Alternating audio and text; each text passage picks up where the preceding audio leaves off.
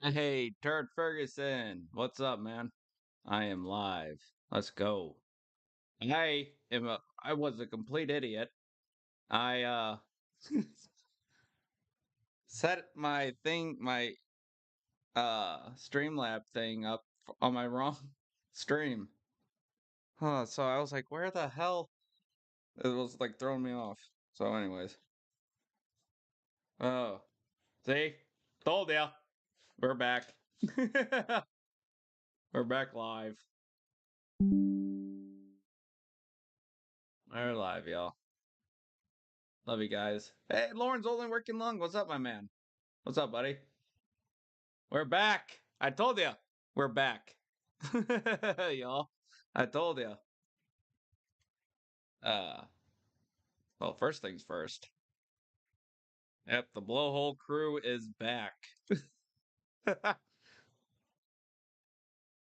Hello, everyone. Good to see everyone. Glad to be back. Seeing everyone. That was just really weird. I think I pulled an 87 and wasn't paying attention, and then went live with. Oh man. So, anyways. We need to get. Let's fuck it. Let's start this day off with some fun. Some parasites. Oh, that. Oh, yeah. Let's do some parasites.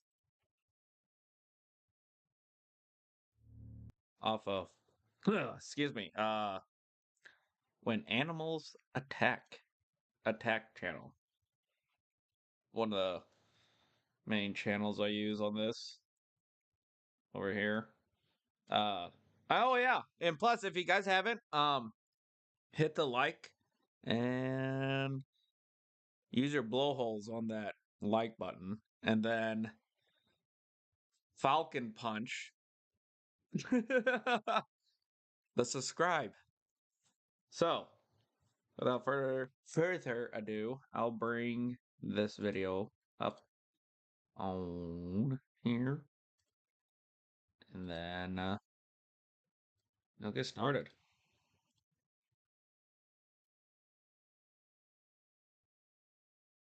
Let's learn about parasitic worms. How it took over this person's face. Lovely. Oh shit. Ugh.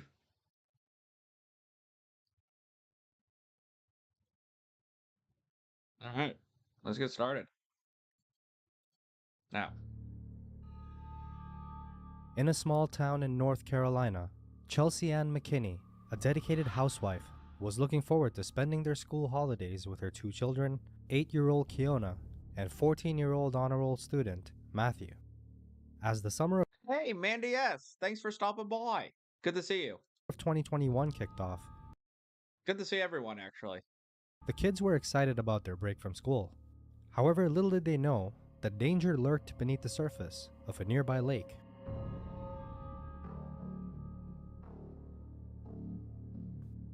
On June 15, 2021, Chelsea Ann decided to take her children, along with the neighbor's kids and Matthew's friends, James and thank Michael, to the lake. Yes. They spent the day enjoying the sun, diving, and playing in the water. That night, an exhausted Matthew went to bed early, completely unaware of the looming danger he was about to face. At 2 a.m. on the same night, Matthew awoke feeling feverish, experiencing pain in his nose. Chelsea Ann, Hell yeah, Lauren's only working long. I can't wait for that stream tomorrow.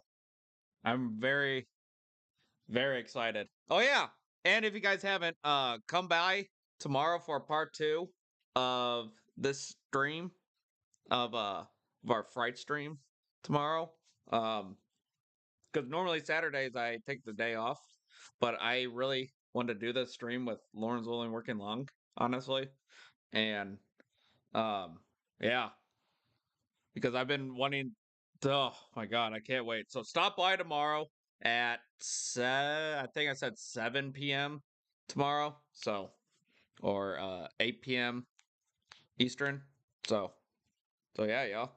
Stop by tomorrow for some true crime uh uh discussions, and then I think we have some other stuff, I think, on top of that. Uh but yeah, Lauren's only working long and we're gonna be streaming tomorrow, like I said. So stop on by. Worried by his temperature, which was at a whopping 103.6 degrees Fahrenheit, Have you guys ever watched the show Monsters Inside Me? immediately got Kiona ready and drove her and Matthew to the local hospital. As soon as they checked Matthew I used to uh, I'm I have that Discovery Plus, so I watch that show on my Discovery Plus app. and the doctors, I love streaming that show. suspecting sinusitis, prescribed antibiotics, and sent the family home. Over the next 3 days, Chelsea Ann took care of Matthew to the best of her ability, growing increasingly concerned as she noticed swelling that was around his left eye and nose progressively worsen. A couple of days later, on June 19th, Matthew alerts his mother to a frightening development. His teeth seem to be moving, with one tooth noticeably out of alignment. Chelsea Ann rushed Matthew back to the hospital, where doctors, still suspecting severe sinusitis, attempted to drain his sinuses. Finding that they were dry, they would then admit Matthew Hey, Maxwell English, what's up, my friend? What's up, buddy? for further testing. Thanks for stopping by. The test revealed alarming gum swelling and pus surrounding his loose teeth. Desperate to uncover the cause of Matthew's condition, doctors then took a biopsy of his gum tissue. As they awaited the test results, Chelsea Ann would notice small black spots begin forming around his left nostril, a sign of dying flesh. Fearing for her son's that's gangrene. life, the desperate mother then agrees to have Matthew transferred by helicopter to a specialist unit 80 kilometers away. Woo! Dr. William Shockley and his medical team would then assess Matthew's condition upon arrival. They noted a high fever, rapid pulse, and disorientation, suspecting septic shock caused by an unidentified bacterial infection. A couple of days later, on June 21st, the surgical team removed dead tissue from Matthew's nose, as well as his gums and his palate. Infectious disease expert Dr. Tom Bellhorn would then join the case, determined to find the origin of the rapidly spreading infection. It was around this time that the test results would finally arrive, revealing the cause of Matthew's sufferings: Chromobacterium violaceum, Roots are in the a car. rare flesh-eating bacteria found in tropical and subtropical environments. Chromobacterium violaceum produces a potent toxin called violacine. This toxin damages the body's tissues, leading to the destruction of skin, muscle, and even bone. When the bacteria invade the body, they release this toxin, which then triggers an inflammatory response and ultimately leads to tissue damage. Additionally, Chromobacterium violaceum is resistant to many antibiotics, making treatment challenging, which is why doctors often need to use a combination of antibiotics to combat the infection, and the choice of these depends on the patient's specific What, Ellie? He cut off a piece of his skin and sent it to y'all? That's Jesus. case. Despite this resistance, with timely and targeted treatment, the antibiotics can eventually help eliminate the bacteria Gross. and prevent further tissue damage. To add on to a rapidly growing list of concerns, Dr. Bellhorn would then discover through further testing that Matthew suffered from a weakened immune system due to chronic granulomatous disease, making him susceptible to the bacteria. Chronic granulomatous disease, otherwise known as CGD, is a rare genetic disorder that affects the immune system's ability to fight off certain types of bacteria and fungi. CGD causes the immune system's white blood cells to produce abnormal amounts of reactive oxygen species, or ROS, which are normally used to kill harmful bacteria and fungi. However, in people with CGD, the ROS levels are not sufficient enough to kill the bacteria, which allows the pathogens to grow and in turn cause infections. As a result, it's fair to conclude that people with CGD are much more susceptible to bacterial and fungal infections in general, and the infections can thus be much more severe and difficult to treat.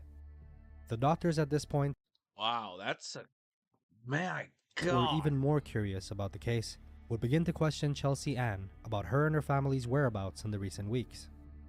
It was at this time that Chelsea Ann would recall their fateful trip to the lake on June 15th. She would then provide crucial information about how Matthew had come into contact with a deadly bacteria, prompting Dr. Bellhorn to promptly administer targeted intravenous antibiotics to Matthew. Antibiotics are drugs that are specifically designed to kill bacteria or prevent their growth. In Matthew's case, the specific antibiotics he was given were specifically meant to target the Chromobacterium violaceum bacteria that had infected him. The antibiotics work by either stopping the bacteria from growing, destroying the bacterial cell wall, or interfering with its protein synthesis. Once the bacteria are unable to grow or are Hey, Allison Marie. Armstrong. Nice for you to stop by. Welcome. Good evening. destroyed, the body's immune system can then fight off any remaining bacteria and begin the process of healing. After 4 tense days of treatment with these antibiotics, the deadly bacteria would finally begin to recede, at which point Matthew was finally declared no longer in critical condition. And about a week later, the resilient 15-year-old was released from hospital and returned home to his family. Although the antibiotics successfully eradicated the bacteria, Matthew's face bore permanent scars. He underwent 5 reconstructive surgeries, including procedures to rebuild his nose. Matthew's case is one of the few reported cases of C. violaceum infection in the United States, and would go on to garner national attention due to the severity of his illness, as well as his remarkable recovery. His harrowing experience serves as a warning for all, especially those with weakened immune systems, to ensure that in order to minimize the risk of infection, it's recommended to avoid unchlorinated fresh water and damp soil when swimming in tropical or subtropical climates. After Matthew's survival, the McKinney family became dedicated advocates for spreading awareness of waterborne infections. Oh my god, that poor kid. This sucks. And the dangers associated with compromised immune systems. Through their participation in various campaigns and events, they educate the public till this day on proper water safety and hygiene practices. Oh, this is the lake. Oh, that's the lake. They educate the public till this day on proper water safety and Yeah. hygiene practices. And Matthew's mother, Chelsea Ann, now a passionate water safety advocate, proudly shares her son's story on social media, blogs, and local events to reach families who may be unaware of the risks and provide them with the knowledge to protect their loved ones.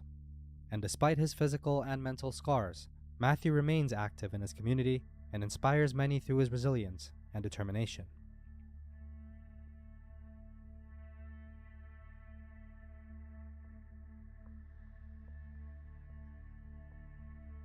Wow.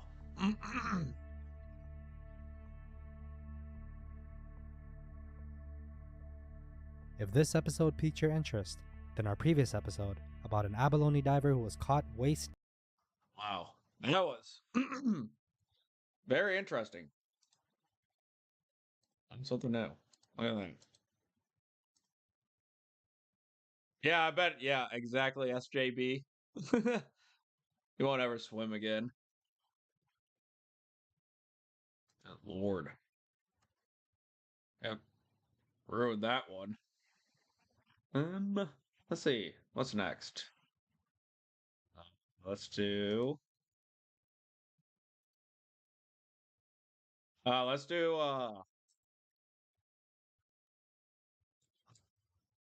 Let's do this one. Let's do it here. Okay, this one. The Boom. You know, a good old.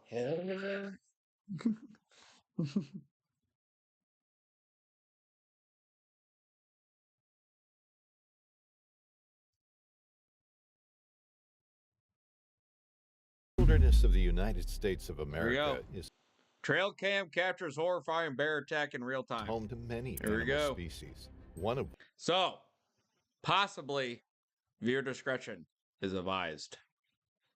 which is the So we might, I might have to either.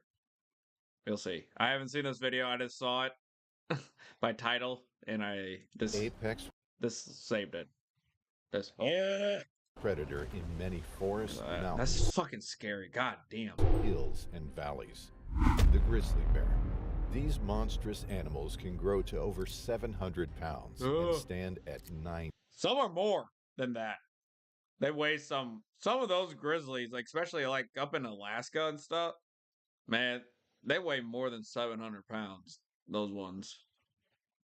feet Like, there's some of them probably pushing close to 1,000 up there. tall.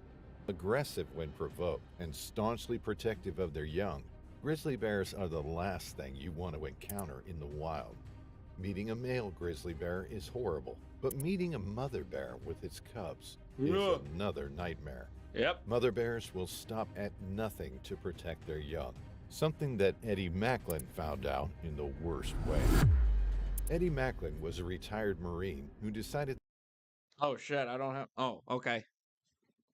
that life in the countryside was much more appealing than dodging bullets. So when his service was up, he bought a ranch up in Wyoming and enjoyed the quiet life with his wife.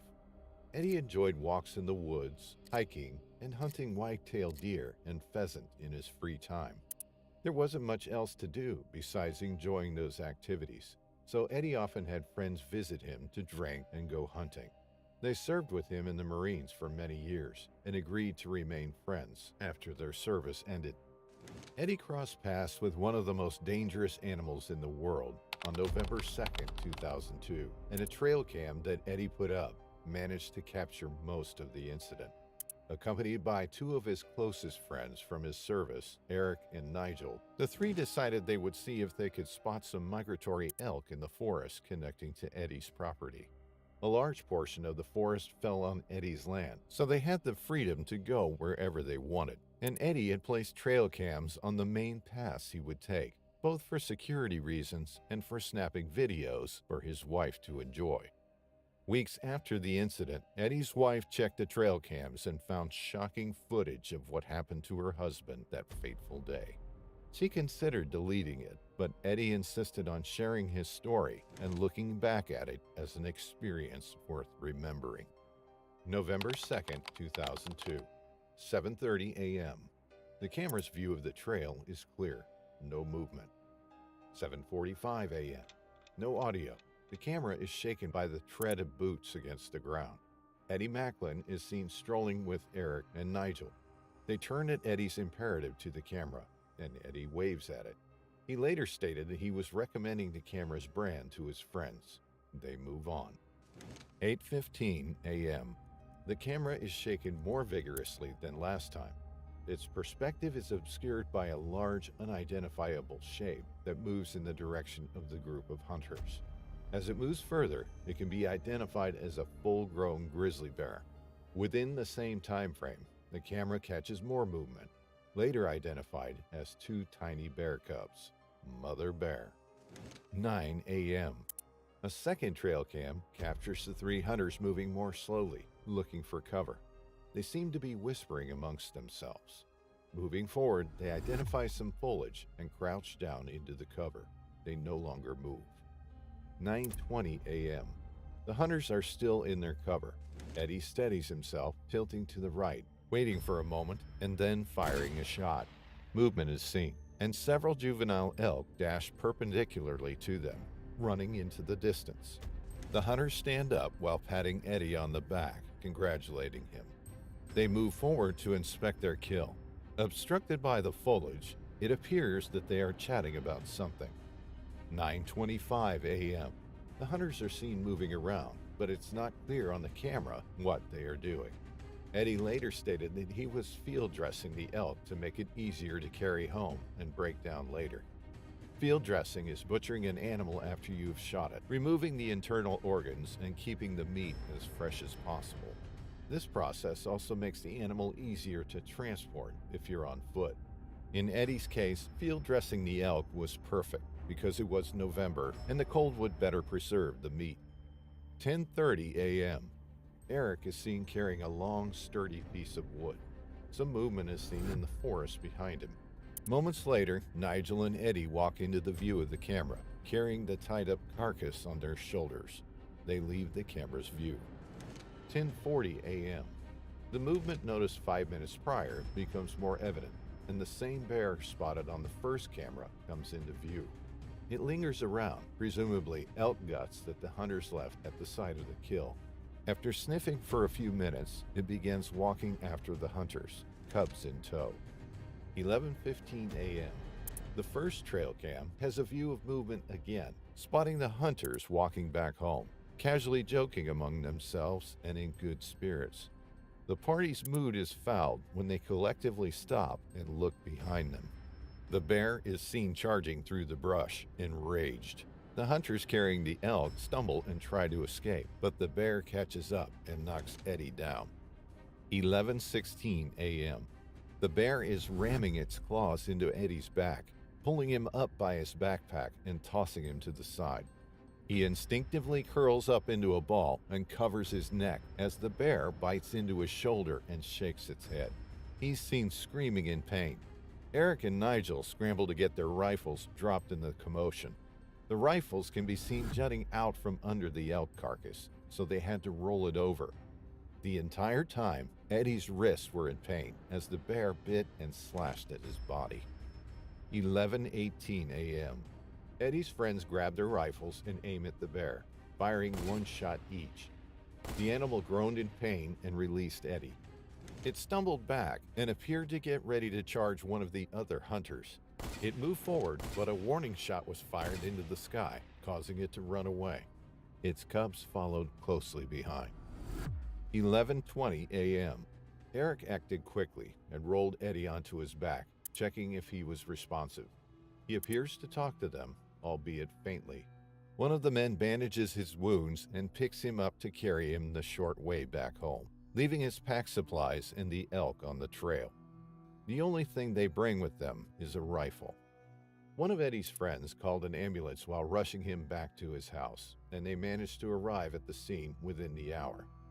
When the hunters and his wife waited to see if he would survive, the doctor informed them that Eddie suffered from multiple lacerations and broken bones. His shoulder was dislocated, and the joints were ripped to shreds, but he would live. When asked about the incident, Eddie said that his memory was foggy between the moment they saw the bear and when he woke up in the hospital, so he was thankful that his wife took the time to retrieve the footage, just so he could convince himself that it had happened. He was puzzled that they had even seen a bear at that time, as they usually hibernate. Eddie's shoulder never fully healed because of the damage, so he had to live with the constant pain that put him out of commission for the better half of a year.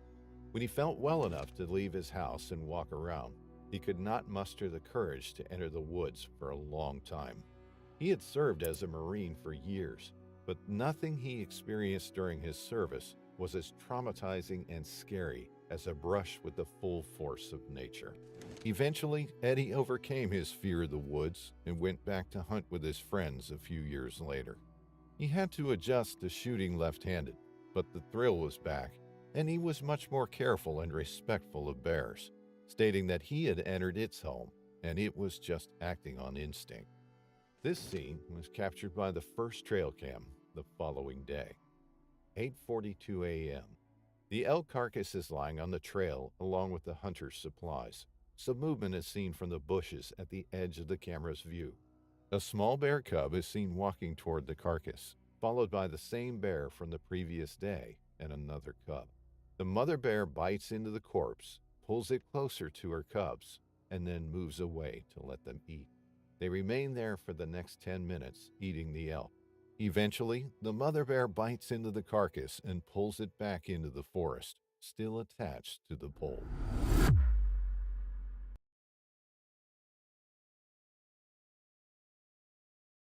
Johannes's family lived in a small coastal town in South Africa. Tuadros, the father, promised Johannes to take him out fishing on his 14th birthday. They had been planning a fishing trip off the coast for weeks. Johannes was excited to spend the day on the boat with his father and younger brother, Adrius, hoping to catch some big fish. Tuadros was an experienced fisherman, but it would be the first time he would take Johannes and Adrius out with him on the deeper parts of the ocean to catch some big fish. Usually the two would only fish on the shallower parts of the water and catch small fish. Johannes woke up on his 14th birthday to the sound of his father's voice calling out to him. He couldn't wait to spend the day out on the water with his father and younger brother. They loaded up their fishing gear and set out on their small boat, the sun just beginning to rise over the horizon. The weather was perfect, with clear blue skies and a gentle breeze blowing. The water was calm, and they had been fishing for several hours, catching all sorts of fish, including yellowfin, tuna, and dorado. They spent their morning enjoying their catch and the peacefulness of the ocean. Johannes felt grateful to be spending his birthday with the two most important people in his life. As they were about to head back to shore, just after midday, something caught Johannes' eye. A shadowy figure was circling their boat, and he soon realized it was a shark. Tuadros attempted to maneuver the boat away from the shark, but it was too late. Before anyone could react, it had grabbed Johannes by the leg from the boat. The family was horrified as they watched the shark pulling Johannes underwater. Without hesitation, Tuadros dove into the water after his son, determined to save him. He could hear Johannes' screams echoing in his head as he swam towards him. As Tuadros reached his son, he saw that the shark had bitten Johannes' leg. Blood was pouring out, and Tuadros knew they had to act quickly. Tuadros pulled Johannes towards him and used all his strength to swim back to their boat. The shark was still circling them, but Tuadros knew he had to protect his son. As the two got to the edge of the boat, Adrius helped pull them both onto the boat. The shark tried to attack again, but Tuadros kicked it away with all his might. Once they were back on the boat, Tuadros and Adrius immediately began to tend to Johannes' wounds. They were horrified to see the extent of his injuries. The shark's teeth had left deep, jagged wounds all over his right leg, and blood was pouring out of him in torrents. They frantically searched for a first aid kit, but all they could find were a few bandages and some antiseptic spray. With no other options, Johannes' father knew that he had to take drastic measures to save his son's life. He grabbed a fishing knife and began cutting away at Johannes' torn flesh, trying to stem the bleeding. It was a gruesome sight, with blood and bits of flesh splattering all over the boat. Johannes' screams of agony filled the air, and his family could do nothing but watch in horror as his father tried to save him. After what felt like an eternity, the bleeding finally slowed down, and Johannes' father was able to wrap his wounds in makeshift bandages, but they knew they needed to get to the hospital quickly. Adrius was able to call for help on the radio, while Tuadros and Johannes were fighting off the shark, and luckily, there was another fishing boat nearby that responded. They helped the wounded Johannes and his family onto their boat and sped towards the shore and took him to the nearest hospital. The morning after the attack, a team of marine biologists and shark experts arrived at the hospital where Johannes was being treated. They were determined to identify the shark that had bitten him and caused such a horrific injury. Johannes' leg was heavily bandaged, and he was still in shock from the experience. But he knew that by helping the experts identify the shark, he could prevent other people from being attacked in the future. The team of experts carefully examined the bite marks on Johannes' leg. They took measurements and analyzed the pattern of the teeth marks. They also took DNA samples from the wound. Using this information, they were able to determine that the shark responsible for the attack was a great white shark. The experts continued their investigation, trying to determine why the shark had attacked Johannes. They examined the area where the attack took place and looked for any signs of unusual behavior from the shark. After several days of intense research and analysis, they discovered that the shark was likely a juvenile great white who had become disoriented and confused. The shark was probably searching for food and mistook Johannes' leg for prey. The experts worked tirelessly to share their findings with the public and educate people about the importance of shark conservation. They urged people to respect the ocean and its inhabitants and to take precautions when swimming or fishing in shark-infested waters. The attack took place near Seal Island, a well-known location for great white sharks. The island was home to a large colony of seals, which attracted the sharks to the area. Despite the potential danger, many fishermen and tourists still venture out into the waters around the island, hoping to catch a glimpse of the majestic creatures. Meanwhile, Johannes continued to recover from his injuries with the support of his family and the entire community. He was grateful for the work of the experts who had identified the shark and he hoped that his experience could help prevent future attacks and protect both humans and sharks alike.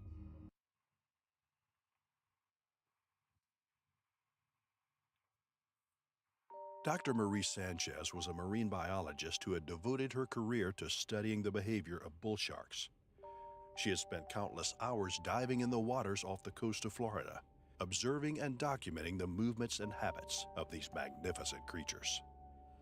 Bull sharks are known for their aggressive nature and their ability to thrive in both saltwater and freshwater environments, making them a particularly fascinating subject for study.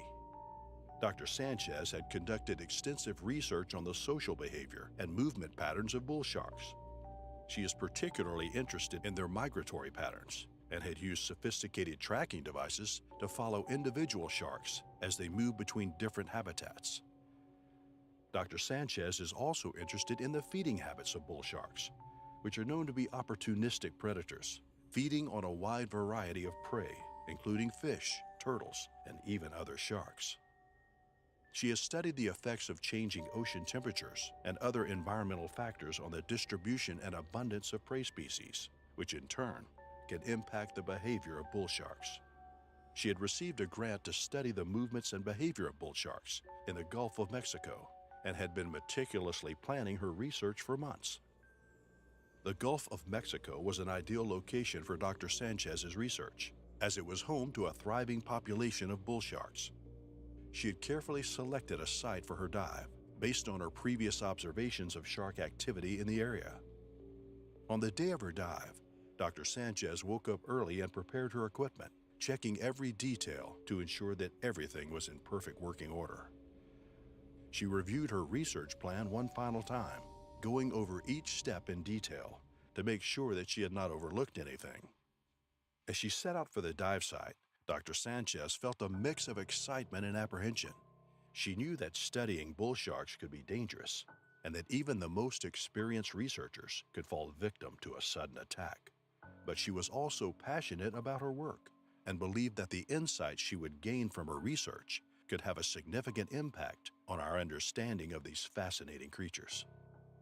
Once she reached the dive site, Dr. Sanchez wasted no time in getting to work. She carefully donned her wetsuit and diving gear, checking each piece to make sure that it was secure. She then descended into the water, her heart racing with anticipation. For the next few hours, Dr. Sanchez swam through the crystal clear waters of the Gulf of Mexico, observing and documenting the movements and behavior of the bull sharks she encountered. She used underwater cameras and tracking devices to gather data, carefully noting each observation in her research journal. She was carefully observing a group of bull sharks when she noticed one particular shark, a large female, exhibiting some unusual behavior.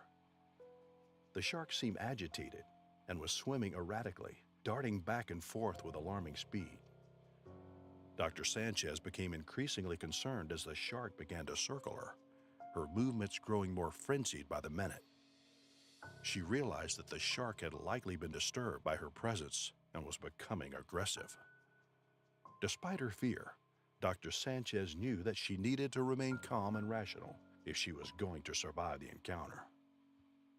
She slowly began to swim away from the shark, maintaining eye contact and making slow, deliberate movements to avoid triggering any sudden attacks. Suddenly, the shark lunged towards Dr. Sanchez, its jaws gaping wide. Instinctively, she rolled onto her back and kicked out with her feet, managing to land a blow on the shark's nose. The impact stunned the shark, and she swam away as fast as she could, trying to put as much distance between herself and the shark as possible. She could feel her heart pounding in her chest as she glanced back over her shoulder, expecting to see the shark hot on her trail. But to her relief, the shark seemed to have been momentarily stunned by the blow to its nose, and it did not pursue her. Instead, it circled around in the water, as if trying to decide whether or not to make another attack. Dr. Sanchez knew that she could not let her guard down, even for a moment. She stayed vigilant, keeping an eye on the shark's movements as she swam back towards the boat. But just as she was beginning to feel a sense of relief, the shark suddenly lunged towards her once again. This time, Dr. Sanchez did not have the luxury of surprise. She was ready, and she quickly twisted her body to the side, just narrowly avoiding the shark's jaws as they snapped shut in front of her face. She kicked out with her feet, striking the shark's side with all her strength. The impact seemed to stun the shark once again, and it retreated a few feet back, circling around as if weighing its options. Dr. Sanchez knew that she could not keep fending off the shark forever. She needed to make it back to the boat before the shark decided to launch another attack. With adrenaline pumping through her veins, Dr. Sanchez swam as fast as she could, her arms and legs working in perfect synchronization as she propelled herself through the water. The shark pursued her for a few more seconds before finally giving up and disappearing into the depths of the ocean. Dr. Sanchez emerged from the water, gasping for breath, but relieved to have survived the harrowing encounter. She knew that she had narrowly escaped a deadly attack, and she would never forget the lesson she had learned about the power and unpredictability of the creature she studied. The reason for the bull shark's agitation is not immediately clear to Dr. Sanchez, but bull sharks are known for their aggressive nature and unpredictable behavior, and it's possible that the shark was simply reacting to her presence in its territory. However, as Dr. Sanchez later reviewed the footage from her underwater camera, she noticed that the shark had a large fishing hook embedded in its mouth. It was possible that the hook was causing the shark's pain or discomfort, making it more aggressive and unpredictable than usual. Dr. Sanchez knew that the presence of fishing gear and other human activities in the ocean could have a significant impact on the behavior of marine animals. She made a note to investigate further and to share her feelings with local authorities and conservation groups to raise awareness about the need to protect the ocean and its inhabitants.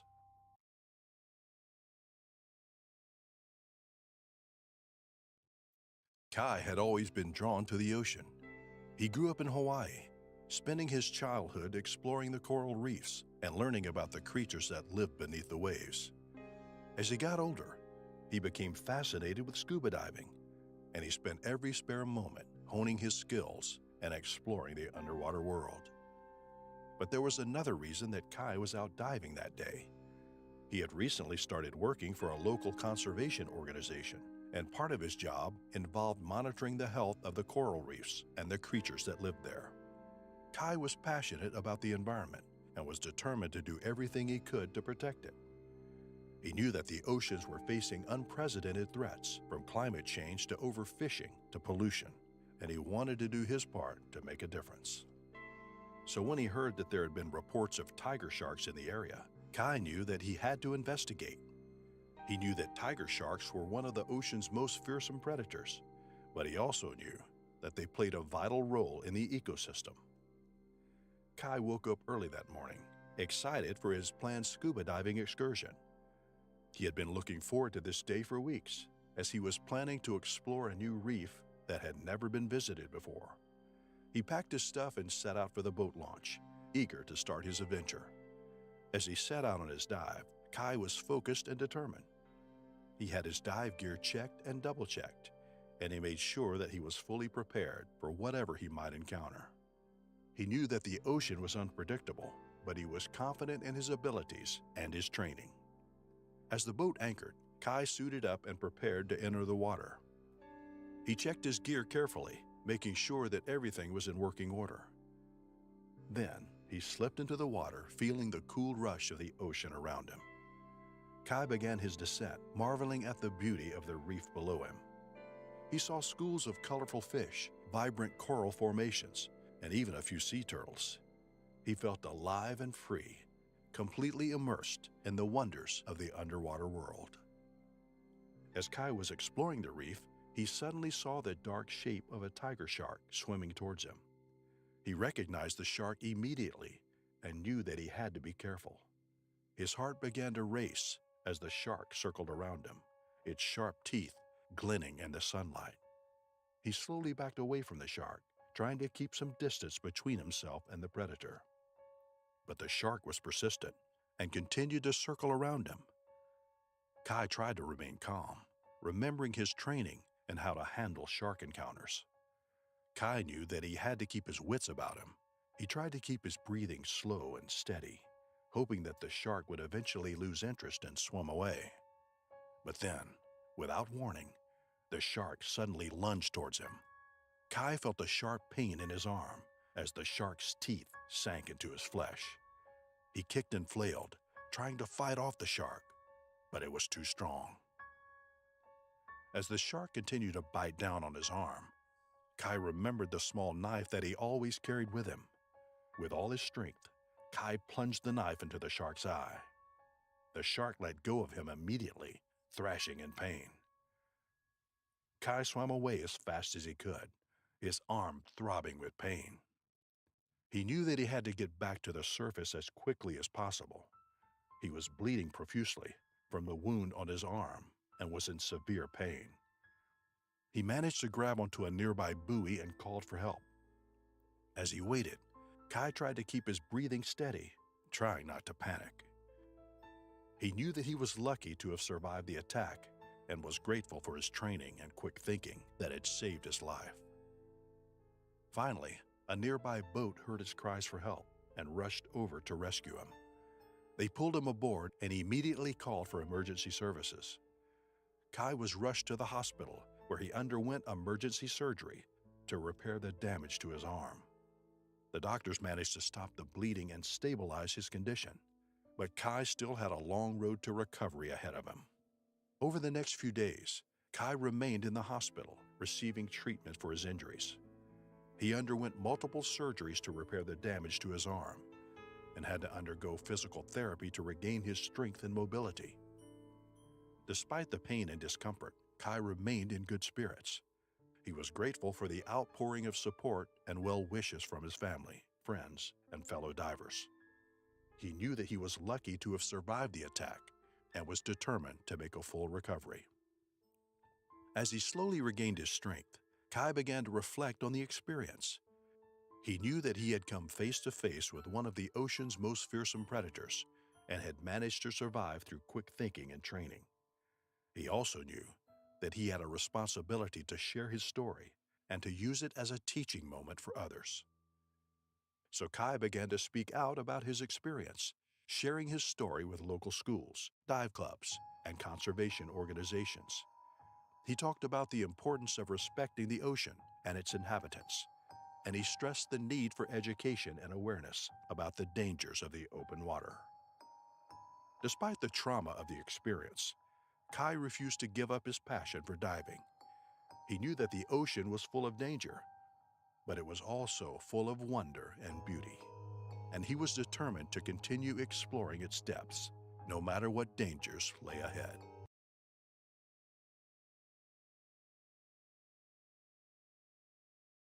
Wayne Nielsen. Our final story is about Wayne Nielsen, a commercial fisherman who had the misfortune of falling in the jaws of a ferocious great white shark on June 6, 2002. His seasonal route dictated that the ship he was on would sail from Kangaroo Island to Neptune Islands and finally arrive at Sleaford. This was a routine journey that Wayne had undertaken many times, so it was nothing out of the ordinary. On the morning of June 5, 2002, Wayne was tasked with handling the maintenance on one part of the ship, which included checking the engine and rotors, but he would also dabble in deckside issues such as netting and the pulley systems. 15 years on the job made Wayne the man to ask whenever you needed something fixed, and this day was no different. Just as he had finished his routine engine inspection, he was called to the deck to help the crew figure out why the main pulley system was not pulling the nets from the sea. After a short walk, Wayne made his way to the main deck and found some crewmates clambered around the pulleys, trying to make sense of the situation. They cleared the way for Wayne to examine the pulleys, and he went straight to work. It took him about 5 minutes to fix them, and he turned around and lifted his hands in a show of expertise. The crew loved Wayne and his personality, and they applauded him after the effortless task. The nets were hauled up, and the abundance of fish was stirred even more by 2 fur seals also stuck in the net, fighting over fish, oblivious to the traps they were in. The crew laughed and poked the seals with poles to get them back into the water. The day after the seal incident was relatively uneventful, and Wayne went to sleep soundly that night in anticipation of the following day. On the morning of June 6th, Wayne went about his daily duties. Everything went smoothly until approximately 3 p.m., when he heard more commotion and went up to the main deck, only to find the crew bickering about the same pulleys he had fixed the previous day. Annoyed that a new crew hand might have tampered with something and put the pulleys out of commission, he marched forward and told them to give him some space. Upon closer inspection of the pulleys, they were under much more strain than before, which caused a mechanical failure that Wayne did not want to explain. As he fiddled with the pulleys, he managed to get them operational again, stood up to test them, and found they worked. Happy with his work, he started back for the lower decks, with the apprentice mechanics asking him what the problem was. As he began explaining the issue, he felt his foot snagged on something. It was a loose rope from one of the main pulleys. At that moment, he realized that one of the ropes was misconnected so that the pulleys had no counterweight, resulting in the loose rope tightening around his ankle under the strain of the fish. As the rope tightened and the entire net of fish came crashing into the sea, Wayne was knocked off balance and pulled across the safety railing into the water. His back seared in pain as he smashed against the water's surface and plummeted down after the net.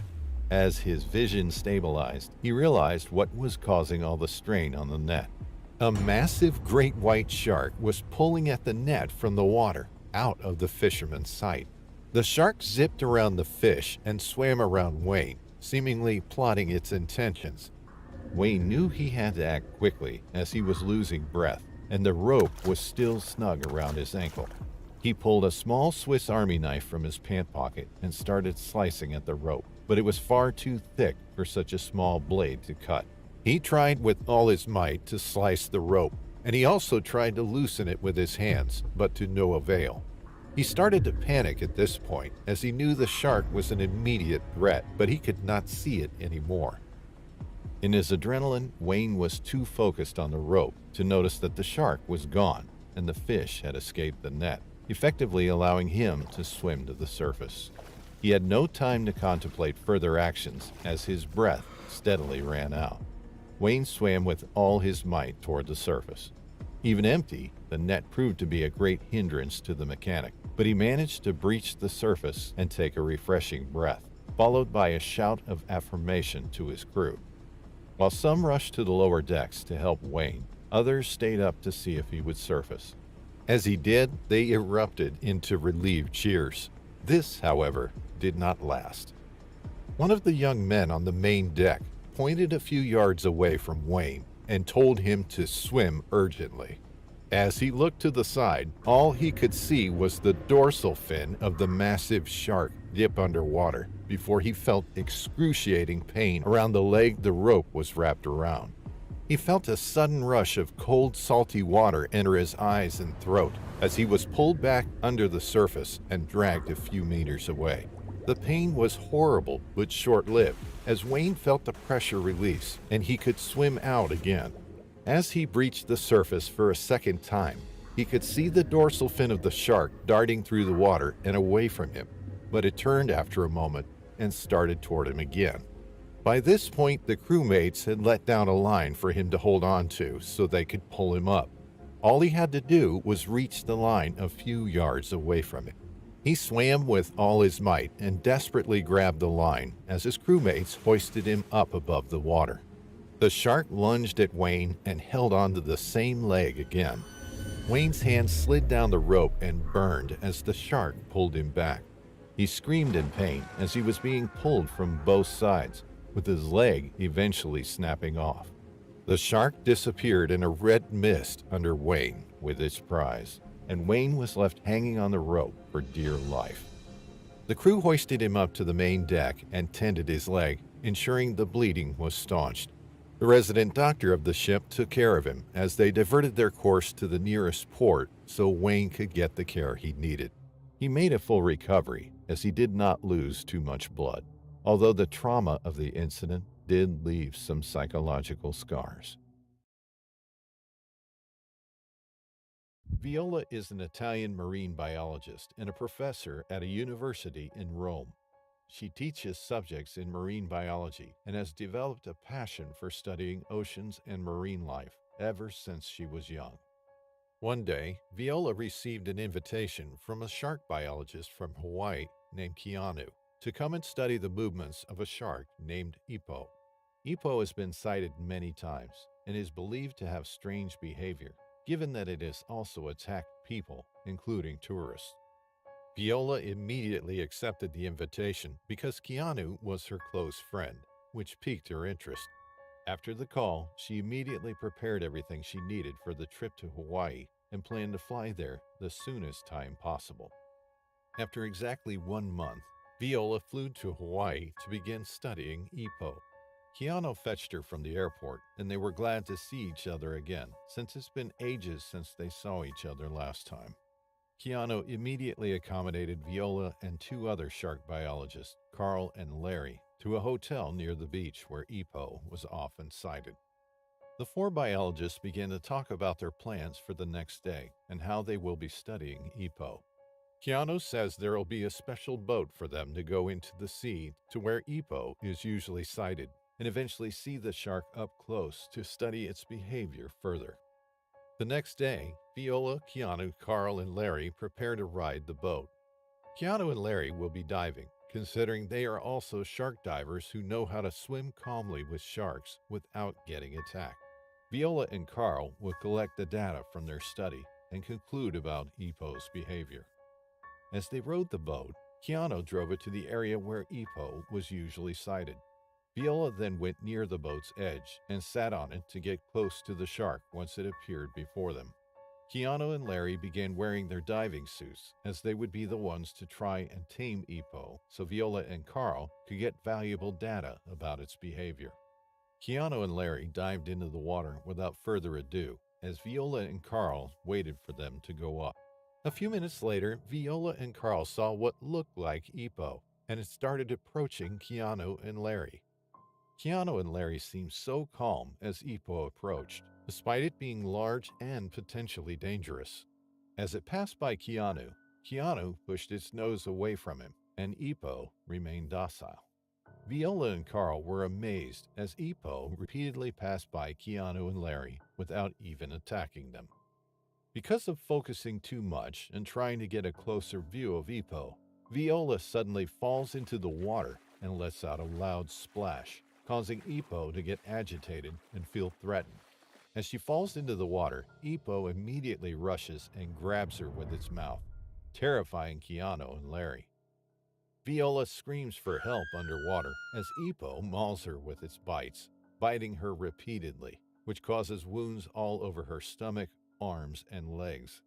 The water is mixed with blood as Viola tries to reach for the shark's eyes and gills, attempting to punch it and gouge them out. Keanu and Larry rush to her to help fight Ipo as they beat its face. When Larry hits the shark's nose, it slightly backed away, but I'm back, yo. Sorry. I had to find my other mic. continues raging toward them. Keanu then reaches the shark's gills and gives a hard blow, causing Ipo to get hurt and let go of the bloody Viola. Larry then catches Viola underwater, carrying her back to the boat as Keanu did. Viola was immediately taken to a hospital for medical assistance and was confirmed to be severely wounded in the arms, legs, and stomach. She needed to initially recover from her injuries before continuing her recovery when she returned to Italy. Meanwhile, the beach was closed to the public due to another attack caused by Ipo. The authorities decided Ipo would be captured and euthanized. Hey, yeah, well, let's see who else. I saw Punk Pansy. She was in here. Eelrig, Platty. Hey, y'all. Welcome, y'all. Bunny, Decon versus Dart. What's up, my man? Uh, yeah, well, thanks for stopping by, as always. Outdoor loser. So, yeah. Thanks for stopping by, y'all. For good if another attack happened. Our third and final story is set in the great state of Florida in the United States. Aside from California, the Sunshine State, Florida, houses some of the most beautiful nature and wildlife, but it also comes with a risk. Animals in Florida tend to be quite aggressive when provoked, which Clyde Millett would find out when he found himself in front of the jaws of a hungry great white shark. For context, Clyde was selected as one of the winners of a complimentary scuba diving course off the coast of Jacksonville. He was a teenager and originally from Jacksonville, so he felt fairly relaxed in the water and jumped at the opportunity immediately. The course was supposed to be Okay, so this wasn't a part of my. I'm gonna have to switch the story over. Sorry, guys. This wasn't part of my playlist for the day. So give me one quick second, y'all. Actually, I'll let it play, then I'll held 2 switch it. weeks from the announcement, so Clyde was a little nervous as the team was taking them further away from shore than he had ever been. When the day of the course came, Clyde was sitting in his room, contemplating whether he should go. Anxiety and nerves were getting to him, as his mood when he accepted the course had fizzled away, and his head was filled with what-ifs and possible outcomes. His mother, Teresa, urged him to attend the course anyway, since it was a good opportunity to experience something new. He pulled himself together and gathered his things and rushed to the beach as he was late. He got to the meeting point within 20 minutes and was greeted by a familiar sight. A group of 6 people. All right. So this is the story I wanted to play. Crocodiles are one of nature's most ruthless predators, with some specimens growing to a monstrous 23 feet and weighing up to 2,200 pounds. Crocodiles are the apex predator in any habitat they find themselves in. Much to the dismay of any people that find this out the hard way, crocodiles are one of the only animal species that actively hunt humans, preferring to stick to the surface of the water and That is very true about that statement. lash out when the perfect opportunity presents itself. These beasts are notorious for stalking bays and many other waterways in search of prey. The story we have for you today is about Ivana Bako, a resident of Telugu in the central province of the Solomon Islands. Ivana was a young teacher that worked in her local school teaching children the primary curriculum and anything else she could think of. She loved her job and would often take the kids to the local church on Sundays for prayer and playtime afterward. The walk from the school to the church took less than 5 minutes, and 6 children accompanied Ivana. After the service, the children wanted to play hide and seek in the woods behind the church. She happily agreed, as she loved seeing the kids happy, but told them not to wander too far away. There were small animals in the woods, so there was nothing to worry about, but the woods also connected to the shoreline where small boats would sometimes find port, and she didn't want to risk one of the kids drowning or worse. The class had a tradition of designating Ivana as the first seeker of the group, so she went to a nearby tree, covered her eyes, and started counting to 20. She took her time to finish the Lauren is slowly turning into Smeagol. count because she knew the kids would sometimes Real precious. get flustered and wouldn't know where to hide. When she finished the count, she smiled at the sight of some of the children hiding in plain sight and made a big show of wondering where they were before dramatically finding them. It was all fun and games, and she found all the kids within 5 minutes. They were cheering at their teacher's seeking abilities, but Ivana was not happy with them. Upon further inspection, she realized that the little girl in the red shirt, Janelle, was not among the children she had found. She asked the children where she was, but no one remembered seeing her. Ivana told the children to go back to the church and wait for her before running into the woods and screaming the girl's name, but no response was given. She ran through the woods, wondering how a little girl her age could have gotten so far away. Ivana's thoughts raced as she imagined Janelle in so many different situations, but it wasn't until she heard some giggling nearby that her thoughts calmed down. The giggling came from the shore to the left of the path Ivana had been on. and she was relieved to find Janelle throwing rocks into the water out of harm's way. She approached the girl, stopping about 5 yards away, and asked what had gotten into her to drive her so far away from the group. She said she liked the water, but her mother told her not to swim in murky water, so she decided to throw rocks instead. Ivana asked why she didn't play with the other kids, and Janelle said she was bored with hide and seek. Ivana found this funny, as kids will often ignore the danger to satisfy their curiosity. So she told her to pick up her hat and to come with her back to the other kids. Janelle said she would go and went to toss the last stone she had in her hand. It was a large stone, but not too large for her. As she raised her hand to throw it up, Ivana noticed something disturbing the murky water in front of the child. A pair of eyes and a snout popped up from the depths, and Ivana was horrified to see that a massive saltwater crocodile was moving toward the little girl. Instinct kicked in, so Ivana rushed forward and pulled Janelle by the shirt, tossing her to the side and telling her to run away. Just as she did that, her foot slipped in the muck, and she stumbled back toward the beast. Her hopes were dashed as she Oh my God. heard a splash behind her, followed Oh, there it goes. by the most excruciating There she pain goes. as she felt her shins snap under the unrelenting pressure of the crocodile's jaws. Something to Bro, look at those dinosaurs. They're legit dinosaurs. understand about saltwater crocodiles and crocodiles in general is that they have the most potent bite force out of any 2,000 pounds. animal in the animal kingdom, beating great white sharks twofold. Man. This aspect of them has remained unchanged for millions of years, simply because you cannot improve. Will you back the fuck up, Cameron? Oh my God. Remain unchanged for millions of years, simply because you cannot improve upon perfection. A bite force like that is Well, there goes the cameraman.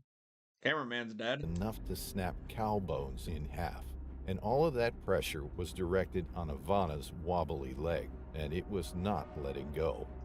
She screamed and fell forward, face first into the sand. The croc pulled her back toward the water, shooting even more burning pain up her thigh. She realized that Janelle never ran away as she told her to, as she saw her curled up next to a log, crying her eyes out at seeing her teacher being attacked by a monster. She was petrified, and there was no one to call for help. Ivana wanted to scream at her to get help, to help her, or to do anything, but the pain was overwhelming, and she could not get her thoughts together. She could only think about the pain in her leg and her intense desire to escape the scaly horror. Ivana, still screaming from the pain in her leg, lost all hope as she realized that the croc would either pull her Did he say whore? Sorry? intense desire to escape the scaly horror. Ivana, still screaming I guess so. Scaly whore. from the pain in her leg, lost all hope as she realized that the croc would either pull her into horror. the water or start Horror. rolling, tearing Oh. her leg off completely. Oh, horror. Oh my God, the scaly horror. Jesus. I thought he said whore. Tears streamed down her Jesus. face, and she felt the croc's grip on her leg tighten and began to move slowly. She did the only thing she could do, which was scream. Her scream went from a yell to a sharp shriek as the croc started to roll. It rolled in the shallows, slinging mud everywhere as it parted Ivana's leg from the rest of her, pulling itself back slightly as it lifted its head to swallow. The pain of her bones shattering was gone, but the wound that the croc left was searing and bleeding profusely. Ivana heard a thud and a man's voice grunting to the side of her as the croc finished eating. Her eyes were full of sand, so she couldn't see, but she could feel the presence of the crocodile slink back into the water as the man my God, grabbed her by look at the that arms face. and pulled her to safety. What the hell's happening Ivana here? didn't know it as the man grabbed her by the arms and pulled her to safety. Ivana didn't know it, but the man was Oh, not man. alone. She felt a pair of hands squeeze her bloody stump, which made her yelp, but the pain subsided due to the adrenaline. A babble of voices got louder as she heard the locals shouting amongst themselves. some to call the ambulance, and some to make sure the crocodile was gone. A woman brought a pail of water and washed out Ivana's eyes, letting her see the mass of people surrounding her.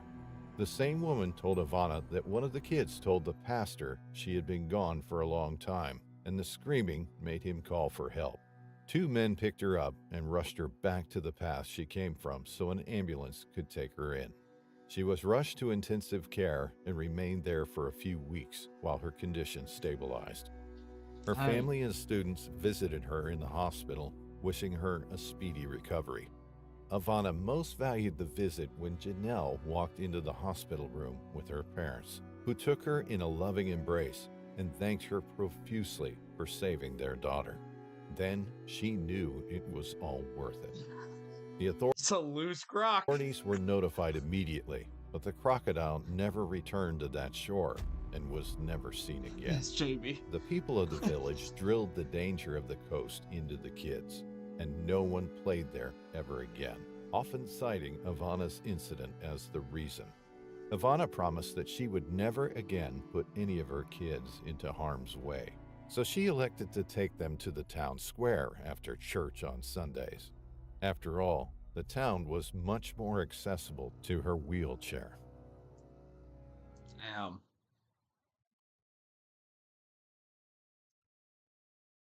Fucking poor croc.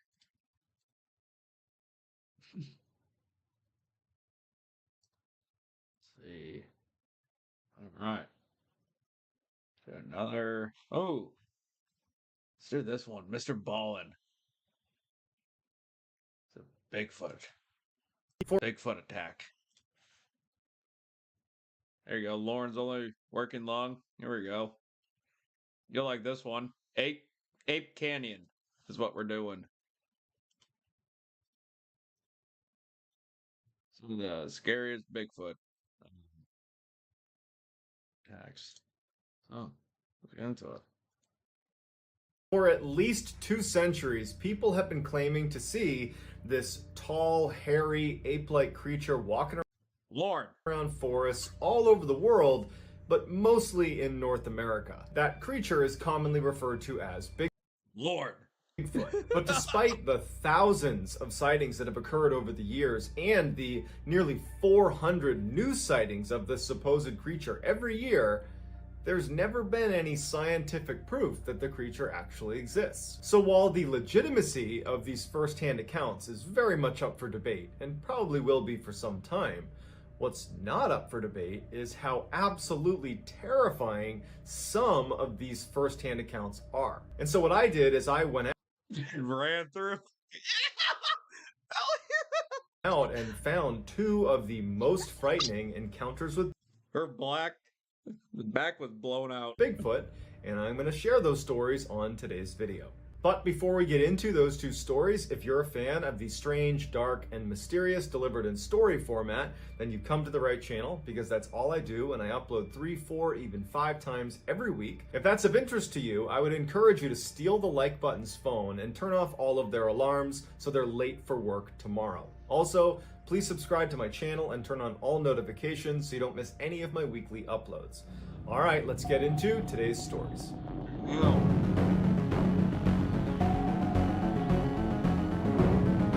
Thing with Mr. Ballin, he doesn't do that.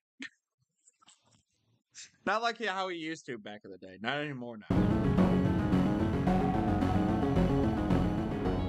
There you go. Ape Canyon.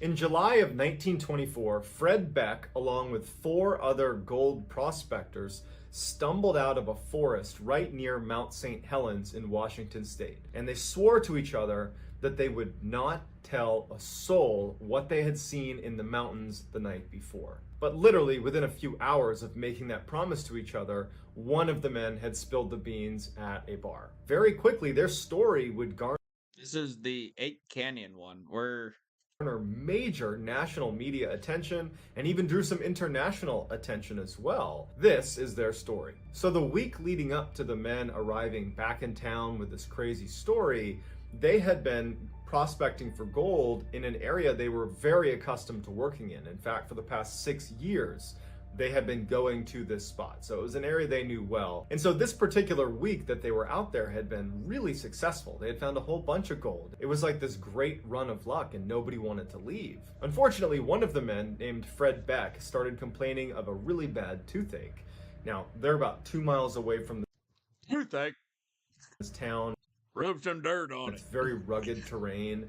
It's not safe for someone to travel alone in case something were to happen. And so Fred needed one or all of these men to come back with him. None of them wanted to leave, but they were willing to compromise. And they said, let's stay here today, and then we'll leave first thing tomorrow morning. And so Fred didn't really have much of a choice, and so he agreed, and they spent the rest of the day prospecting for gold. When the sun started to go down, the men decided it was time to pack it in and head to their cabin. Now, because these men had worked in this area for the past 6 years, they had actually built a small log cabin centrally located in this area so they could just crash out there and continue to work and not need to commute out of the town. The cabin, though, was not built for comfort. It was built entirely for practicality. It was barely big enough to sleep all 5 men, and in fact, 2 of them had to sleep in the same bed, like right against one another, and then the other 3 had to sleep on the ground. There were no windows in this cabin. It was like this awful, like, chamber that they were trapped. God, that would be so uncomfortable to sleep in. Inside of, but it was sturdy, it protected them from the elements, and it was enough because they were out there for work, not for pleasure. So as they're walking Lord would be like, I'm homophobic. towards their tiny little cabin, they get just outside the cabin and notice a very large footprint, like an animal print, outside the cabin. The men stop, they look down. Now, these are 5 rugged mountain men that are accustomed to being out in the wild. They've had their fair share of run-ins with large predators, and so they quickly said, oh, that's a bear print. But upon closer inspection, as they're looking at this print, they noticed it was 19 inches long. That's way too big to be a bear print. And so they start speculating about what type of animal could make that print. As they're speculating, one of the men brings up that over the course of the week when he had been away from the group, a little ways away from the cabin, he had noticed a similar, not nearly as big, but a similar print. And when he had bent down to look at the print and inspect it to see what it was, he said he heard a whistling sound coming from the forest that was right next to him. And so he stood up and he looked, but he didn't see where the whistling was coming from. And he thought to himself, I don't know what animal makes that sound. So he's looking out, he can't see where the whistling's coming from, and then he hears whistling behind him. The same sound, but on the opposite side of him. And he turns around and he looks, and there's nothing over there as well. And he's trying to put together in his head what animal makes that sound. He knows it's not the people he's out there with because they were way over near the cabin and he could actually see them from where he was. And he starts getting this really uneasy feeling that whatever made this huge print is probably in the woods right now watching me, whistling at me.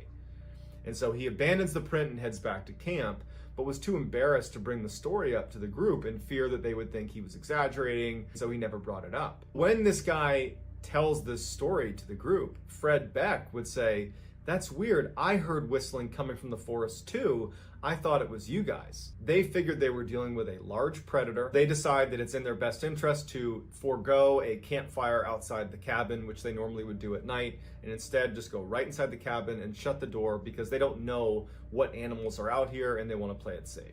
So they're sitting inside their windowless little dark cabin, What the heck is happening? and they start feeling pretty hungry.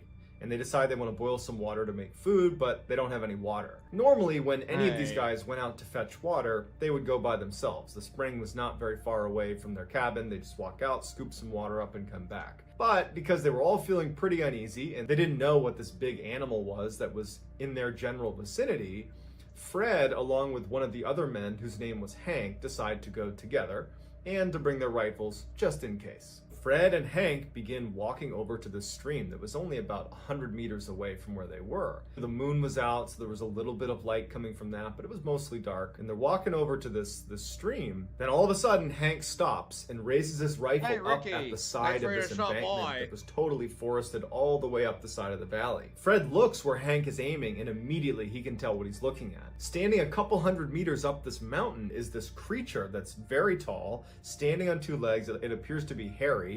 that's poking its head around a tree, and it's looking at them. They could only see it because the moon was casting light directly on it, so it was totally illuminated. As soon as Fred recognizes what they're looking at, the creature ducks back behind the tree. At the same time, Hank fires 3 shots in its general direction, and then there's silence. And then all of a sudden, it comes barreling out from behind the tree and is running straight down the mountain towards them while whistling over its shoulder, looking like it's communicating with something behind it. Hank starts firing in its direction. It's clearly not striking this creature, but at some point, the creature disappears. They don't know where it went. It's dark out. The only way they could see it before was because the moonlight happened to illuminate it. Now they don't know where it is. Fred and Hank abandon the water idea and they run right back to the cabin. They jump inside, shut the door, and they start barricading the door shut. The other men are like, what the heck is going on? And they start explaining what happened. They didn't know if it was a person or if it was this creature. They heard that whistling sound. All the guys are spooked. And now they're barricaded inside of this tiny cabin, and it's totally dark. There's no windows, so they can't even see what's going on outside of the cabin. And so they just had to sit there and hope that this creature does not come anywhere near them. After a long period of total silence, the men start to feel like, okay, whatever that was, it's not coming back. It's late at night. Let's just try to get some sleep. And so the men all lay down and eventually doze off to sleep. Then at some point in the middle of the night, something smashes into the side of the cabin, causing them all to wake up. Hank's yelling out because a piece of wood that actually made up the cabin had come loose from whatever had hit the side of the cabin and fallen onto him. So the group gets up. There's a little bit of light coming through this now, a little crack in the wall from where this wood plank came out. They can see what's happening now. There's a little bit of light inside. They run over, they get this plank off of Hank, and as they're trying to kind of make sense of this chaotic moment, they start hearing what sounds like lots of people running around the outside of their cabin. Hank, who was closest to this little slat that had been created from one of the planks falling out, just turns his head to look out the slat. Because of the moon, there was a little bit of illumination, and when he looked out, he was horrified because he saw 3 creatures, these tall, ape-like creatures, the same one that Fred and Hank had been shooting at up over at the valley before. They're standing 10-15 meters away from the cabin, standing upright, looking at the cabin. They're holding these small boulders in their hands. Holy shit. shit. As Hank is looking through the slat, he's trying to get a little bit closer to get a better look. One of the creatures bends down, sees that Hank is looking at him, and he winds up and he throws the boulder and it smashes against this little slat. Hank basically falls over because he's trying to avoid this boulder being thrown at him, but the slat was small enough that it didn't go through. Hank's telling the rest of the men that there's 3 of them. There's 3 of them. They're right there. The men are grabbing Bro, that would be fucking nuts. their rifles. They're getting ready to aim out of the slat. That'd be firing away, yo. Try to take a shot at one of these creatures, but by the time they have a sight picture, there's no one out there, except they hear these footsteps and they start hearing whistling coming from the other sides of the cabin where they have no way of Get that 12 gauge with a slug round in it. seeing what's going on because there's no windows and that gap in the cabin was only facing one way. And so they just sit there in silence as they hear all this whistling and footsteps and shuffling happening outside of their cabin. Then all of a sudden they hear slamming against the one door that leads into the cabin. They had barricaded the door already, so they go up and they're pressing back against the I'll be blasted. barricade as whatever is outside is trying to break into the cabin, but it can't get through the barricade. When they couldn't break in the front door, there was a barrage of these boulders smashing into the cabin. Now, these men had built the cabin. They knew it was sturdy, but they didn't know if it could withstand boulders hitting it. And so for hours, these rocks and boulders are smashing into the cabin. They never see them again through that slat. They kept periodically looking and there was never any creatures that were on that side. It was like the creatures knew that they could be seen on that side but couldn't be seen elsewhere. Finally, it just stops and they sit down in the middle of the cabin. Fred was sitting in such a way that he could actually see the slat in the cabin that was now open and exposed. And as he's sitting there, Fred is horrified when he sees a hand slide into the cabin. A hairy, big ape hand that reaches in and starts fumbling around, grabs hold of an axe that was leaning up against the inside of the cabin. And as it's getting ready to pull it out, Fred runs over and twists the axe so it won't slide through the slat.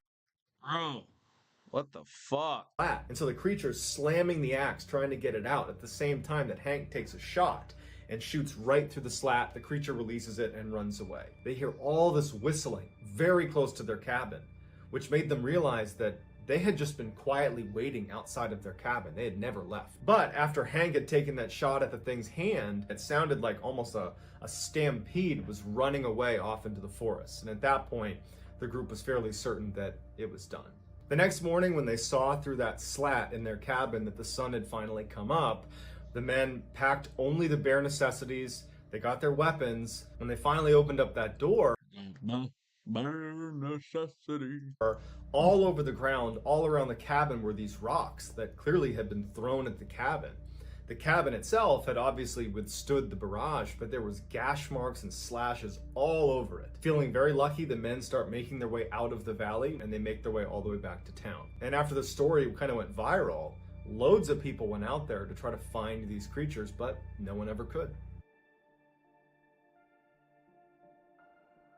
In December of 1981, Mike Woolley decided he wanted to go deer hunting in his hometown in Louisiana. It was a cold day, it was great conditions for a hunt, and Mike had a deer stand that was set up about 1.5 miles down this old logging road that no one really used. He would take his truck and he would drive about halfway down that road, and then he'd get out and he would walk the remaining, half mile, 3/4 of a mile to his deer stand, because if he drove his truck in, he would scare away all the deer. He made it to his deer stand by about 3 p.m. that day, and he'd only been there for about 30 minutes when all of a sudden this young doe comes running across and stops right in front of his deer stand. The doe lays down and is clearly exhausted, and Mike would say that it looked like something was chasing it, and he assumed it was some huge buck. And so Mike's getting ready for this big buck to emerge when out of the corner of his eye, he sees something pretty big jump out of a tree. And he kind of turns his head and looks, and it's not a buck. It looked like a gorilla. He thought, okay, a gorilla must have gotten out of the zoo. But then he's thinking to himself, there isn't a zoo around here, and there's no circus around here, so it can't be an escaped gorilla. And then he was like, okay, someone must have put on a gorilla suit to stop me from deer hunting. They're out here to try to get me to leave this spot. They're anti-deer hunting, and so they're here to screw with me. And so Mike, believing that was the case, he starts yelling to them, take off your mask. This isn't okay. This isn't funny. I have a license to be here. You can't be here. You need to leave. Get out of here. And so this thing that he believes is a person wearing a gorilla suit just completely does not react. It's just standing looking at him. And it's about I was about to say, I've never heard of deer sweating in my entire life. 15 or 20 meters away from him at this time, and it's just staring at him. It's on 2 legs. Mike starts to feel uneasy because he's thinking to himself, if this is somebody in a gorilla suit that's trying to get me to leave, wouldn't they right now announce that and say, you need to leave? They wouldn't just stand there doing nothing. And so Mike, even though he knew it was going to probably escalate the situation, raises up his rifle in the direction of this person to use his scope to basically zoom in on this person and get a better look. And when he raises his rifle and he zooms in, he immediately knows that this is not a person wearing a mask. Steam was coming off of its face like it had been running. It was 30 degrees outside. And he said he could see its nostrils flaring like it was out of breath, or that perhaps it was angry. He didn't know. Even though it wasn't a person wearing a mask, it looked very human-like because it had human teeth, flat teeth. It had, he said, human eyelashes. And just the general structure of its face appeared to be human. And he thought to himself, is this a feral human? Is that possible? Is this a person that has been born and raised in the wild? And so as he's pointing the weapon... Dude, that feral people one, the one that I did in the story of Mr. Ballins that I played, the California one. Oh my God, that was scary. At this creature looking through the scope, just totally dumbfounded. Mike has no intention of shooting at this point. He really just wanted to stare at it. The creature roars, and Mike describes it as like a lion's roar. This thing was suddenly really upset with Mike, and Mike believed later on that it was because he raised his weapon at this thing. As soon as it roars, Mike said that about 100 meters in the other direction, he hears this really loud, piercing whistle coming through the forest. As soon as that whistle comes through the forest, the creature that was still growling stops and turns its head in the direction of this whistle. And it whistles back. And so Mike, the hair on the back of his neck is standing up. He knows they're communicating, probably about him. And as he's realizing this, he lowers his weapon and he's looking at the creature in front of him who's whistling and looking in the direction of this way. and then that creature snaps back and looks right at Mike. And as he's wondering what he should do next, another creature walks out of the tree line and stands right next to the first creature. And the way it walked, it was walking like a human. It was on two legs. And they're both standing about 20 meters away looking directly at Mike. Mike is terrified, and he would say that he knew that he had to make a run for it. And so he leaps from his stand and starts running towards his truck, which is about a half mile away. And he said as soon as he did, he could tell that one of them at least started sprinting after him. And he looked over his shoulder as he's running towards the logging road, and he sees that one of the creatures is running parallel to him, easily running as fast as he is. It's choosing to stay, 5-10 meters away from him, but running in step with him the whole way. It's like it's forcing him to leave the forest. And so Mike is running, waiting to get attacked by this creature. He finally gets to his truck, he clambers inside and shuts the doors, and he looks out of his window and he sees the creature just standing there looking at him from the trees. He looks in his rear view and he sees that the other creature had also been running after him on the logging road, that the two of them had basically herded him to his car. It was an intelligent move. Mike believes that because he raised his weapon at that first creature, that triggered a series of events that led to them chasing him out of the woods. He said that he was the aggressor, not the other way around. We don't know if either of those stories are true, but certainly they are terrifying. So I'd love to get your reaction to these two stories in the comments. Are these total fabrications, or is there some truth to Bigfoot? And these stories are just evidence of that. If you enjoyed today's story, I think a lot of it is bears that people are seeing. It's a lot of it is misidentification. But then there are some of them, some stories that you'll hear. And for me at least, I leave it open. I want to believe. I believe in, if that makes any sense. I'm really hoping there is something like a Bigfoot out there. Let's see. Let's creep it up a bit. Top 5 scariest home invasion stories. when I was in high school, my house was broken into. Luckily, me and my family were out of the house, and the way they got in is we just left the door unlocked. It was just stupid on our part. Someone walked right in, stole some money, some jewelry, and my PlayStation. Now, we were okay, and ultimately, financially, we recovered. But what did not go away was that uneasy feeling of being in a place where the safety, the sanctity of that place had been violated. And for me, I could never get that back. I still, at night, Nightfield version. What's up, my man? quadruple check every lock in my house. Now, I'm not suggesting that you should live your life in a permanent state of fear. Thanks for stopping by. That someone might break into your home. But you should never become totally complacent, because somewhere in the world, someone is having their house broken into. It's an unfortunate reality of living on this planet. Now, home invasions range dramatically from something like mine, where no one's home, to way more severe. And so what I've done for today's video is I have found the most terrifying home invasions that I've come across on the internet and ranked them in the top 5. But before we get into the top 5, if you're a fan of the strange, dark, and mysterious delivered in story format, then you've come to the right channel, because that's all I do, and I upload 3, 4, even 5 times every week. So if you're interested in that, I would encourage you to gently give the like button a hug, because honestly, the like button's been through a lot on my channel. It needs a break. Also, please subscribe. Oh my God, this is a first for the like button. It survived a day. To my channel and turn on all notifications so you don't miss any of my weekly uploads. All right, let's get into today's stories.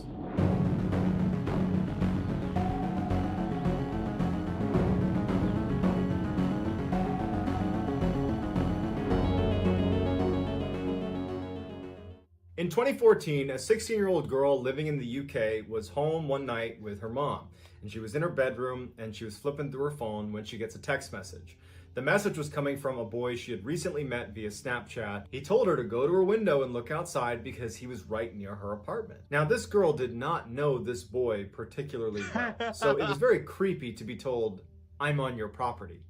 But either way, she went to the Joe Rogan does it better. window to look. There's no one out there. And it's late, so she can't really tell if maybe he's hiding or something. But she feels really creeped out by this, and she ends up leaving her bedroom and going into her mother's room and tells her mom, hey, I'm gonna sleep in here with you tonight. She doesn't tell her mom about the text message. Maybe she was embarrassed. We don't know. So the girl is laying in bed, her mom's asleep, and as she's about to put her phone down and actually go to sleep, she gets another text from this boy. I'm in your house. She immediately wakes her mom up. She shows her mom. Her mom's like, oh no. She jumps out of bed. Every light goes on. Runs downstairs to confront this person who's apparently in their apartment, but he's not there. The mother ultimately decides, after not finding anything, that, he's not here. We didn't hear anybody come in the house. The doors are locked, everything's locked. So they did another sweep through the apartment and checked every entrance, locked everything. Let's just go to bed. So they go back into the mother's bedroom, shut and lock the door, and the two of them go to sleep. The next morning, the mother is still sleeping. The girl wakes up a little bit early and she decides to go into her bedroom. As soon as she walked in, she would later tell reporters that immediately she felt like she was being watched. And so she starts doing a cursory check of her small bedroom. She, pulls the door aside, looks behind the door. She opens her closet, pulls her clothes aside, looking around, there's no one in there. And she's thinking to herself, that boy got to my head and I'm psyching myself out. She looks down at her bed, and she used to keep all of her shoes lined up next to her bed. And she was really OCD about how she organized her shoes. And she noticed that one set of shoes was out of place. It was a subtle thing that really only she would be able to recognize. And so she gets down on her knees to rearrange the shoes, and that's when she sees something out of the corner of her eye. Her bed was slightly elevated, and so she had a little bit of a line of sight under the bed as soon as she was kneeling. And under the bed is a face, and it's the face of the boy who had said, I'm outside your house, and he's the same one who said, I'm in your house. And he's smiling up at her and he's clutching his phone, looking at her. She runs out of the room. She runs to her mom's room and says, he's in there, he's in there. The mother comes barreling in, protective mama coming in. The boy's out from under the bed. The boy in a panic runs to the window, pulls it open and jumps out of the window. The boy would turn out to be Kyle Ravenscroft, and he had very quickly become obsessed with this girl. And he just wanted to be close to her. And so when she got that text message that was, hey, come look out your window, he was hiding. And when she went into her mom's room, he could actually see her go into the mom's room, and he climbed up the side of the apartment into the window that was open, shut it, and climbed under the bed, so that when the mother and the daughter were searching the house, he was already in the house. So they locked him into the house. He was ultimately given a very small sentence. I think it was a couple weeks in jail, a fine, and some community service. But no matter what the sentence was, I'm sure that girl will have to deal with the trauma of that event for the rest of her life. In 2014, a couple came back to their house in Seattle, Washington, and found it absolutely destroyed, but in totally baffling ways. All of their shoes that had the soles inside of the shoe ripped out. Someone had taken a big can of paint, taken the lid off, and flipped it upside down on the top of the toilet. Their mail had been ripped to pieces, and it was laying all over the ground. Their clothes had been ripped out of all the drawers. There was this piece of wood that they didn't know where it came from that had a single screw screwed into it, that had been wedged between a door and the door frame, but it wasn't blocking it from opening. It was just like someone wedged it in the middle of the door for some reason. There was hand lotion all over the door handles of some of the doors in their house. There was also a purse sitting on their bed that had the ID card of a 27-year-old woman who they didn't recognize. The couple does a quick look around, but is worried someone might still be there, so they leave and they call the police. The police show up, and they're just as confused as the couple because nothing was stolen. There was no sign of forced entry. It was just like someone came in there and wrecked the house and then left. It was very confusing. And so ultimately the police just went back to their precinct to write up the report and told the couple, hey, lock your blowhole. your doors and be on the lookout for someone trying to rob you again. After the police left, the couple began cleaning up the mess inside of their house.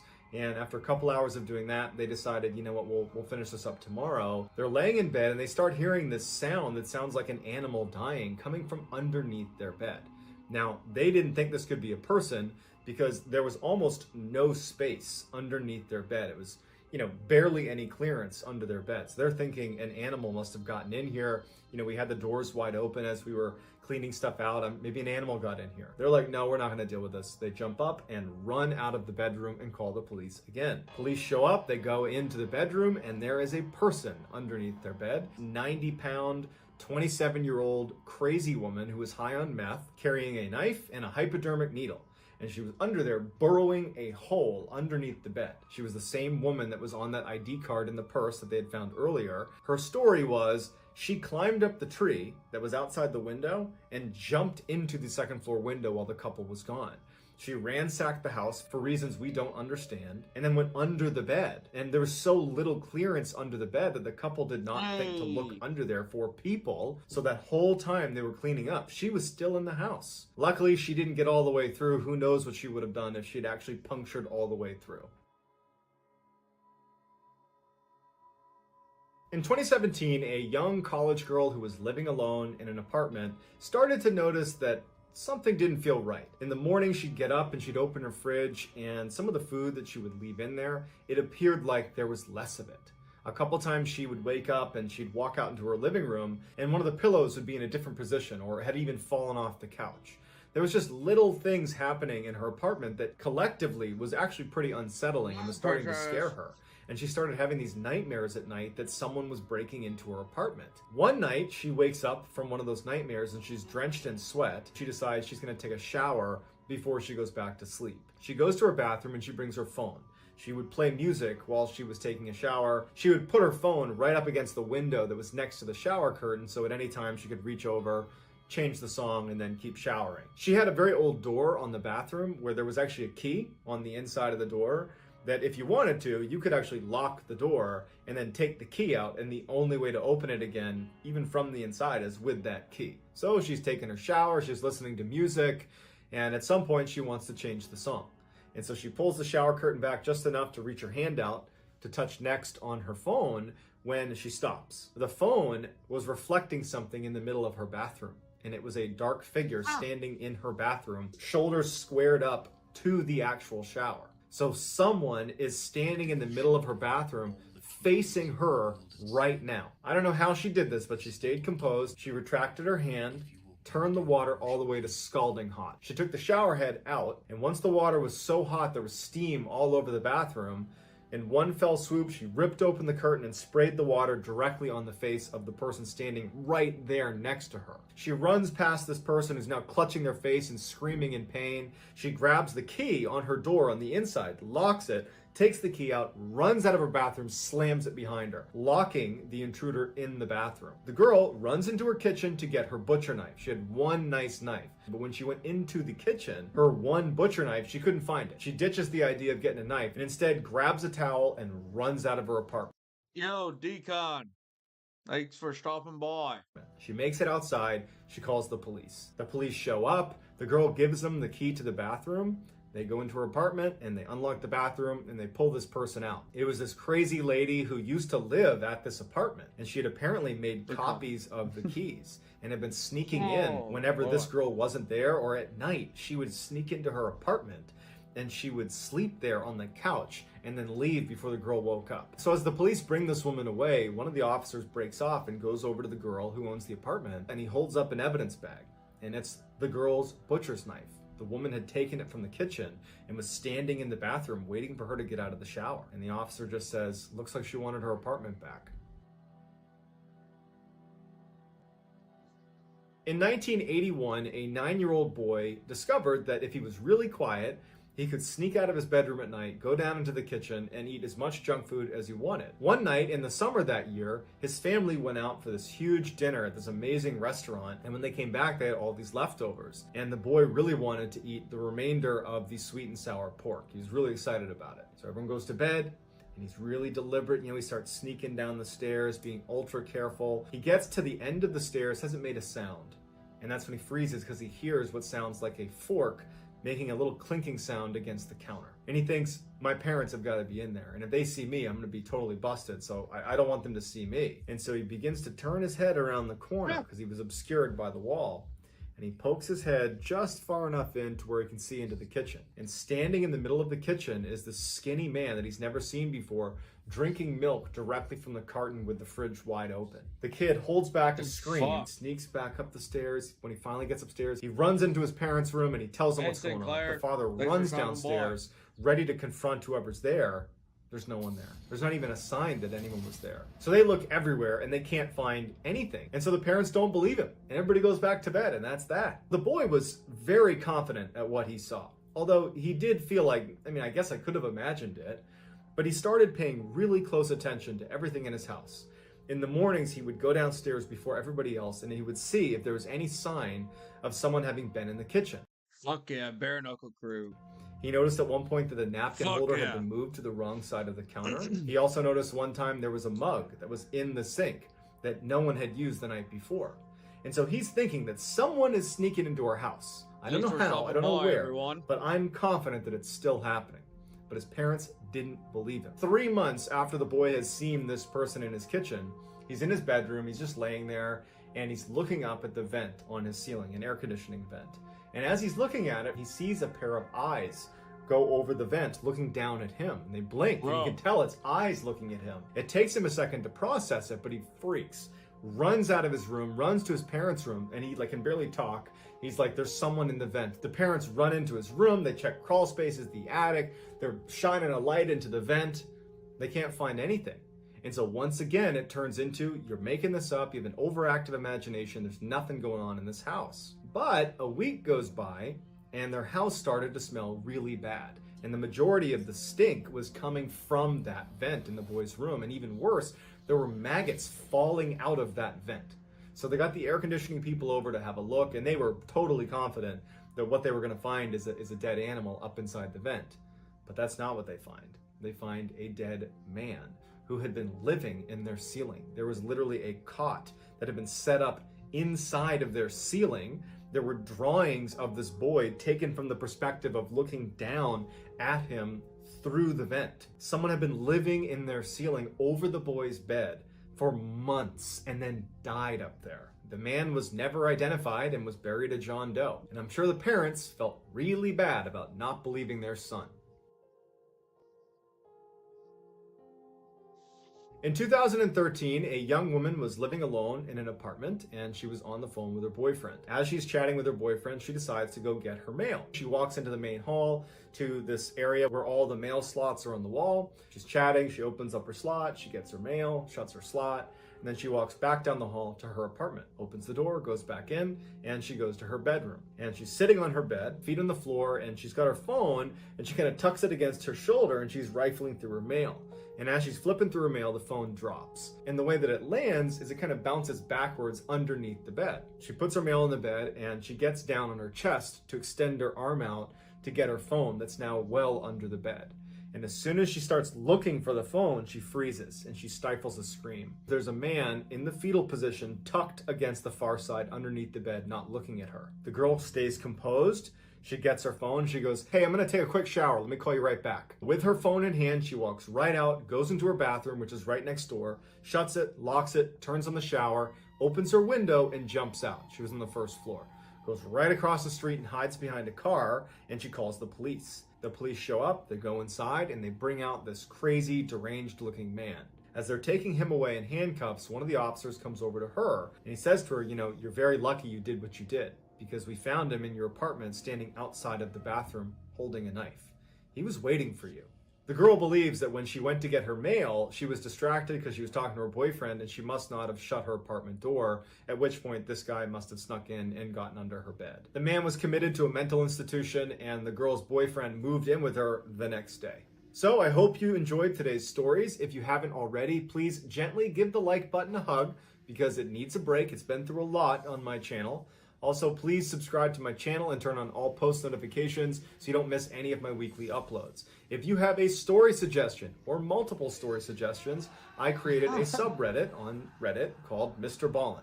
It's linked in my bio. You can just go right on there and drop your story suggestions in there. If I use something that you suggest, I will absolutely credit you. If you want to get in touch with me, you can direct message. All right, y'all. It's going to be it for me on here. I'm going to hop on over to Discord. So, anyways, have a good night, y'all. I'll be back tomorrow with Lauren's only working long tomorrow. Tomorrow evening. So 7 p.m. I plan on coming on tomorrow. And we're gonna be doing true crime and going over a bunch of other stuff. So yeah. Thanks for stopping by tonight, guys. And I'll see y'all on the flip side. Have a good night, guys. Love you guys. Hit that like and subscribe button. And wash your fucking bug. And blowhole. I'll be hanging. Yep. See you guys. Bye.